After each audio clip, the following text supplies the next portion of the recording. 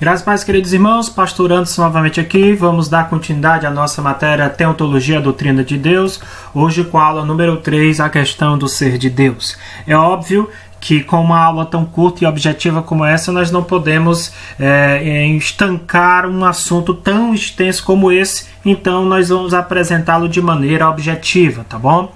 Nós vamos apresentar a questão do ser de Deus através dos seus nomes atribuídos a Ele nas Escrituras Sagradas, do seu caráter, das designações, dos atributos, enfim, daquilo que a Bíblia fala acerca do seu ser, ok? Nós temos que entender uma coisa logo introdutoriamente. Na Bíblia, o nome de uma pessoa é uma descrição do seu caráter. Da mesma forma, os nomes bíblicos de Deus, ou os nomes atribuídos a Ele, são diversas descrições do seu caráter.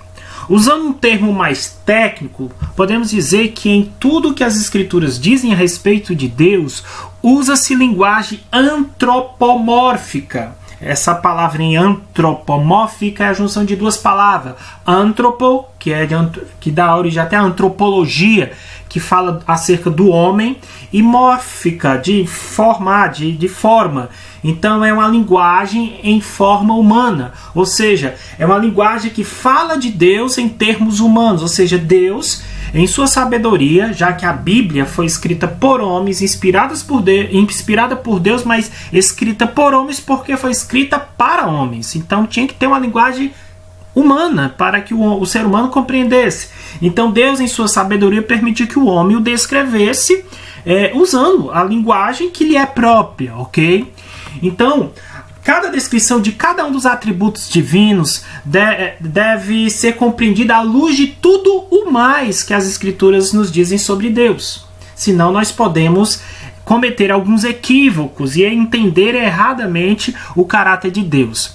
Essa linguagem deve nos lembrar de que Deus criou o universo para que este revelasse a excelência do caráter divino, do seu caráter, para que revelasse a glória dele. Mas propriamente dito, Deus não tem nome nenhum, pois jamais poderemos descrever ou compreender a plenitude do seu caráter. Lembrando que é um ser finito, nós, limitados, tentando descrever, tentando entender o ser infinito que é Deus. Então, a nossa linguagem é pobre, a nossa linguagem é limitada para falar de Deus. Então, nós vamos apresentar aqui rapidamente alguns nomes que a Bíblia nos aponta. Por exemplo, no Antigo Testamento tem alguns nomes como Elohim, ou Elion, que faz referência à pluralidade de personalidade. Quando a gente for estudar sobre Trindade, nós vamos analisar especificamente esse nome de Deus, Elohim, que é o plural majestático. Alguns teólogos vão dizer que é o plural que se refere à Trindade, é o nome que está lá quando Deus diz: façamos o homem à nossa imagem e semelhança.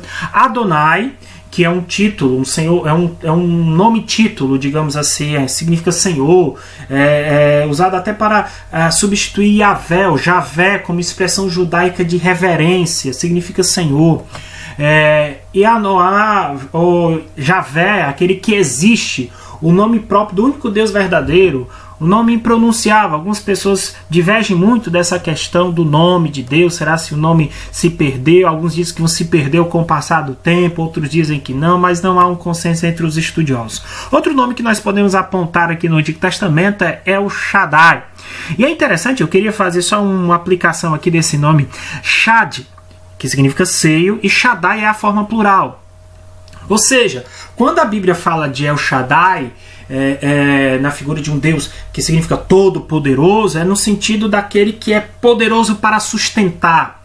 Então emerge daí a figura de um Deus que nos amamenta como a mulher amamenta os seus filhos. Daí Isaías usar essa figura lá em Isaías capítulo 49, versos 14 e 15, e apresenta Deus como se fosse mãe. É interessante. Deus não tem sexo, Deus não é homem nem mulher, mas muitas vezes se apresenta-se como pai, mas também se apresenta como mãe. Olha que coisa interessante.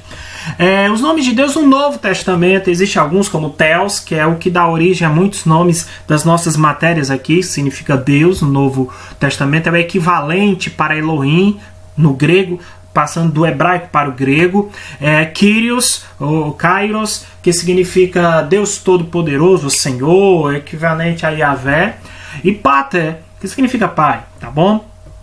E só uma adenda aqui, deixa eu dar uma ênfase aqui em pater. Esse nome Pai atribuído a Deus, muita gente pensa que só acontece no Antigo Testamento, mas é um equívoco, ou no Novo Testamento, mas é um equívoco. Essa figura de Deus como Pai também empregado no Antigo Testamento para designar a relação de Deus com Israel, e isso se torna mais claro e evidente através de Jesus Cristo, né, o Filho de Deus, e muitas vezes Jesus nos ensinou a orar a Deus como Pai, o Pai Nosso, e por aí vai, tá bom? Isso fica mais claro no Novo Testamento. Aí alguns nomes e atributos dados a Deus nas Escrituras, comparações. Deus é comparado como águia, cordeiro, galinha, como Jesus disse. Olha, muitas vezes, assim como a galinha quer juntar os seus pintinhos, Deus quer juntar você, né? Deus também é comparado a escudo, sombra, rocha. Essas são algumas comparações feitas a Deus, tá bom? Designações, Deus é chamado de juiz, rei, homens de guerra, noivo, marido, pai, médico e por aí vai, tá bom?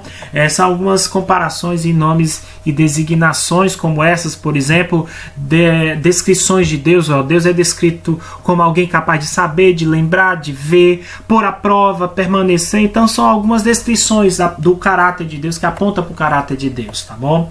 Atribuições, Deus é descrito como alguém capaz de sentir alegria, de sentir pesar, de ira, de amor, de ódio, mas lembrando, pessoal, isso são linguagens humanas para descrever o divino, ou seja, a ira de Deus é diferente da nossa ira, o amor de Deus, o ódio de Deus é diferente do ódio humano, do amor humano, tá bom? Vamos agora falar também ainda de algumas atividades, ou atribui-se a Deus de modo metafórico, como Deus ter face, presença, olhos, pálpebras, ouvidos, narinas, braço, né? E lembrando que isso só é linguagem antropomórfica ou antropopática, que aí se refere à questão dos sentimentos. Antropomórfica é a questão das formas humanas ou até animais, porque a Bíblia vai dizer que Deus, a gente pode ficar à sombra do Onipotente, as suas asas nos cobrem. Deus não tem asa, é só uma linguagem metafórica para se referir a Deus e às suas atividades também, muitas vezes, e o seu caráter, tá bom? Atributos de Deus. Vamos falar sobre os atributos de Deus. O que significa os atributos de Deus?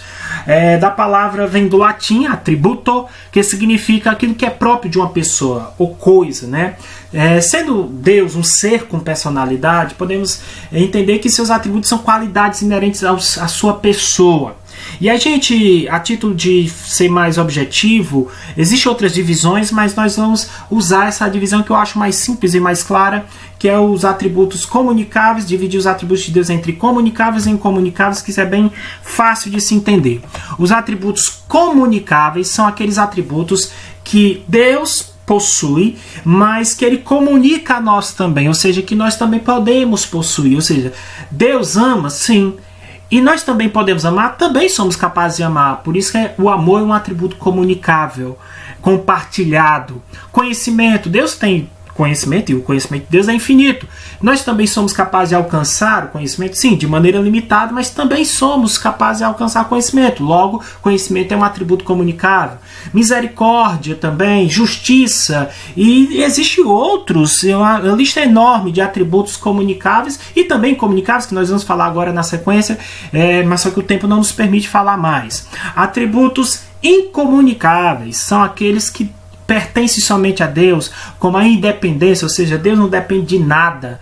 Deus não depende da criação, Deus não depende da gente. Nós dependemos de Deus, dependemos uns dos outros, dependemos da criação para se alimentar e por aí vai. Deus é eterno, ou seja, não tem nem início nem fim.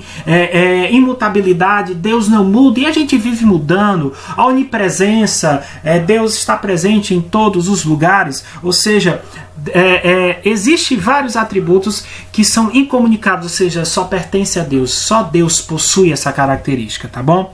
E eu vou encerrar com um atributo que vai ser o tema das nossas próxima aula, que é Deus é triuno, 3 pessoas em Deus, ou seja, Deus ele subsiste em 3 pessoas, o Pai, o Filho e o Espírito Santo. Mas isso é tema para a próxima aula, falando sobre Trindade, tá bom? Um forte abraço, Deus abençoe e até a próxima, se Deus quiser.